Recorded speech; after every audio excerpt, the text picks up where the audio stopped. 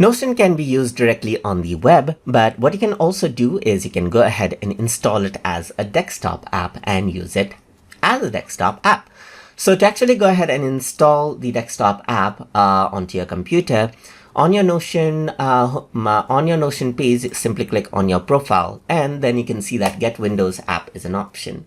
Once you simply go ahead and click on it, you are prompted to download a setup file.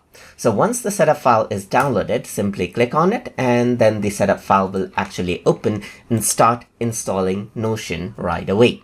So once that is done, what happens is that Notion will open up right here, just like this, as you can see right here, and then it'll be installed. In my case, I've already logged in, so this is what you have, but let me just go ahead and log out and actually show you how it actually shows up in the beginning. So if you haven't signed up and installed beforehand, then this is what you have. You need to go ahead and add in your email address right here, just like this. So I'm just going to go ahead and add in my email address and click on continue.